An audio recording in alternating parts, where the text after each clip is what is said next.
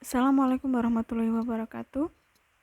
Alhamdulillahirabbil alamin. Alhamdulillahilladzi hadzana li hadza wa ma kunna linahtadiya laula an hadanallah. Laqad ja'at rusulu rabbina bil haqq wa nudu an tilkum jannatu rustum bima kuntum ta'malun. Asyhadu an la ilaha illallah wa asyhadu anna muhammadar rasulullah sallallahu alaihi wasallam wa ala alihi washabihi amma ba'd. Pertama, alhamdulillah atas izin dan pertolongan Allah, Islam telah berkembang pesat. Sekalipun berada di era perkembangan zaman yang pada umumnya manusia semakin jauh dari nilai-nilai agama.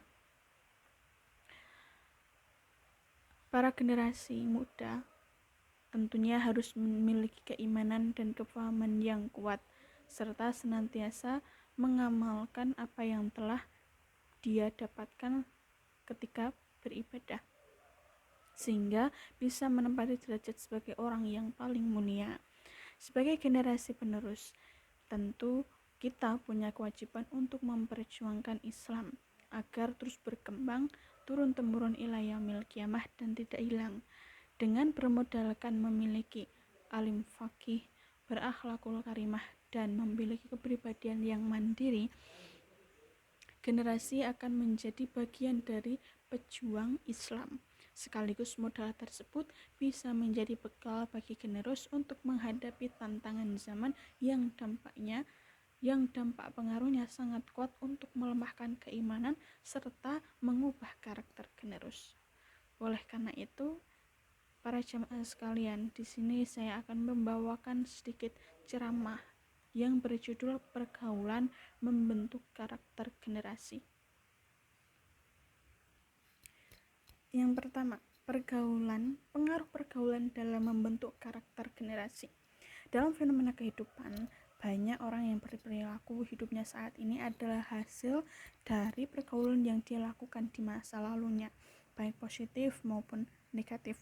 Banyak orang yang secara sadar maupun tidak adalah produk dari hasil mereka dalam memilih temannya. Banyak orang yang berakhir menjadi buruk akhlaknya akibat salah dalam memilih teman. Demikian juga sebaliknya, banyak orang yang buruk akhlaknya pada akhirnya menjadi baik juga akibat teman yang diakrabinya. Banyak orang alim yang akhirnya gemar bermaksiat karena temannya. Banyak orang yang gemar bermaksiat kemudian menjadi alim juga karena temannya. Begitu besar pengaruh teman dalam kehidupan seseorang.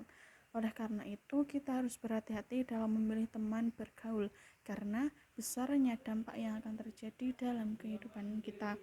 Dalam sebuah hadis, Rasulullah SAW menjelaskan tentang peran dan dampak seseorang teman bagi orang lain.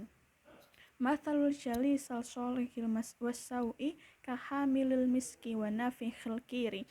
Fahamilul miski imma ayyuhdiyaka wa imma an tabta'a minhu wa imma an tajida minhu rihan tayyibah. Wa nafikhul kiri imma ayyuhrikun thiyabaka wa imma an tajida rihan khabithata. Rawahul Bukhari. Perumpamaan teman bergaul yang baik dan teman bergaul yang buruk itu ibarat seorang penjual minyak wangi dan seorang pandai besi. Penjual minyak wangi ada kalanya akan memberi minyak wangi atau engkau membeli minyak wangi darinya, dan ada kalanya engkau tetap mendapatkan bau harum darinya. Sedangkan tukang pandai besi bisa jadi engkau mendapatkan percikan apinya mengenai pakaianmu, dan kalaupun tidak, engkau tetap mendapatkan bau asapnya yang tidak sedap. Dan sabda Rasulullah SAW, ar-rajulu ala dini khalilihi falyanzuru ahadukum man yukhalilu. Rawu Abu Daud. Seorang laki-laki tergantung dengan kebiasaan teman bergaulnya, maka hendaklah salah seorang kalian melihat siapa yang menjadi teman bergaulnya. Jadi ketika kamu secara bahasa kasarnya, ketika kamu ingin melihat seseorang itu bagaimana, maka lihatlah teman bergaulnya, apakah dia bergaul dengan orang yang soleh ataukah dia bergaul dengan orang yang gemar bermaksiat. Sungguh tidak pantas apabila kita sebagai generasi merasa hina, tidak percaya diri, minder, merasa malu, bahkan merasa salah dan takut kepada orang lain, sehingga akhirnya cenderung bergaul dengan orang-orang yang seringkali berbuat maksiat. Padahal Allah Subhanahu wa taala yang memiliki dunia seisinya dan berkuasa segala-galanya, Maha Agung dan Maha Perkasa yang memiliki surga dan neraka, telah memilih dan mencintai kita, menjadikan kita sebagai orang yang beriman. Allah berfirman, "Qul bi fadlillahi wa bi rahmatihi fabidzalika falyafrahu huwa khairum mimma yajma'un." Surat Yunus ayat 58. Katakanlah Muhammad, sebab keutamaan dan rahmat Allah, maka hendaklah mereka bergembira, bersyukur, karena keutamaan dan rahmat Allah itu nilainya lebih baik daripada apa-apa yang mereka kumpulkan, alias masalah keduniaan. Terlebih lagi, kita harus bersyukur jika kita melihat sejarah gambaran generasi di zaman dahulu, yaitu keluarga Nabi. Ada yang tidak mendapatkan hidayah, seperti anak dan istri Nabi Nuh. Sedangkan Nabi Nuh menjadi utusan Allah selama kurang lebih 1000 tahun. Demikian juga istrinya Nabi Lot. Di zaman Nabi Muhammad SAW, paman beliau Abu Thalib yang ikut membela Nabi Muhammad dalam memperjuangkan agama Allah semasa beliau masih hidup sampai akhir hayatnya, tidak diberi hidayah oleh Allah. Masa sekarang ini berada di zaman akhir, banyak kerusakan moral dan kemaksiatan yang merajalela di mana-mana. Namun, sejak usia muda kita sudah mendapatkan hidayah dari Allah.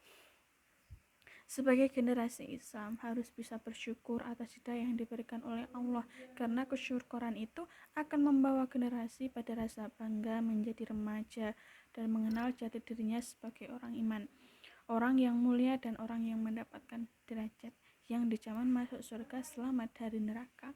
Sebagaimana firman Allah, "Ulaika humul mu'minuna haqqan lahum darajatun inda rabbihim wa maghfiratun wa rizqun karim."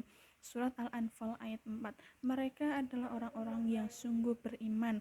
Bagi mereka beberapa derajat di sisi Tuhan mereka dan ampunan serta rezeki yang mulia, maksudnya surga. Sehingga generasi senantiasa akan memuliakan dirinya sendiri dan memilih hal-hal yang baik dalam kehidupannya, selalu menyibukkan diri dalam ibadah, senang bergaul dengan orang yang solih, dan mencari pekerjaan yang halal, dan akan bisa menentukan masa depan kehidupannya ke arah kehidupan yang baik dan memiliki jodoh sesama orang-orang yang solih. Nah, salah satu cara untuk menghindari pergaulan yang tidak baik adalah dengan memiliki kefahaman yang kuat. Karena untuk menjadi generasi yang tangguh dalam menghadapi tantangan zaman, caranya adalah dengan menyiapkan diri sebagai sosok generasi yang paham. Kefahaman merupakan kekuatan ataupun bekal yang ampuh sebagai modal dalam pergaulan. Kefahaman agama akan mengajarkan bagaimana cara menyikapi teman pergaulan dan akan proteksi diri dari hal-hal yang kurang manfaat ataupun yang mudarat dalam dunia pergaulan. Sekalipun bukan berarti generus meninggalkan interaksi sosial dengan apa saja maupun siapa saja. Jadi boleh bergaul dengan siapa saja, tapi kita di situ memiliki batasan-batasan untuk menjaga diri kita. Dengan modal faham yang kuat, tentunya generasi akan memiliki keteguhan hati dalam menempatkan diri pada nilai-nilai keimanan, ketakwaan, dan akhlak yang baik. Sebagaimana pesan Rasulullah SAW dalam hadis an Mu'ad annahu qala ya Rasulullah awsini qala ittaqillah haitsuma kuntu, al hadis.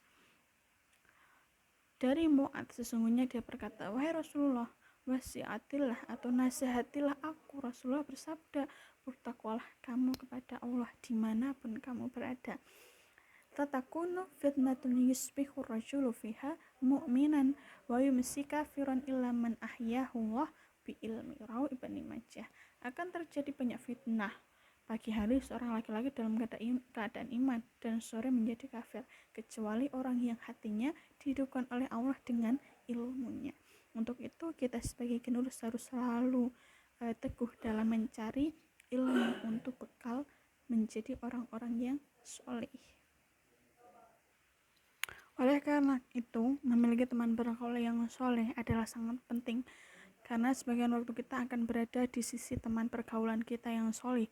Dengan banyaknya bergaul dengan orang iman, orang yang faham dan soleh, walaupun kita tidak banyak bisa belajar ilmu darinya, paling tidak sebagian waktu kita akan banyak disibukkan dengan hal-hal yang baik, serta mengurangi waktu-waktu untuk kelelahan dan melanggar, sehingga akan menambah mantapnya kefahaman di dalam diri kita. Dia juga akan memberi kita nasihat, memberikan kita teladan, dan menjadi inspirasi melalui akhlakul karimahnya. Dia akan mengajak kita untuk berakhlak yang mulia dalam perkataan maupun sikapnya. Dia juga akan mengingatkan kita dalam hal-hal yang membuat kita celaka. Dia juga akan senantiasa memotivasi untuk mentaati Allah, Rasul, dan para ulil amri, berbakti kepada orang tua, menyambung famili, dan bersabar dengan kekurangan yang ada di dalam diri kita. Oke, sekian itu dari saya. Apabila banyak salah katanya, mohon maaf yang sebesar-besarnya. Alhamdulillah, jazakumullahu khairan. Akhirul kalam, wassalamualaikum warahmatullahi wabarakatuh.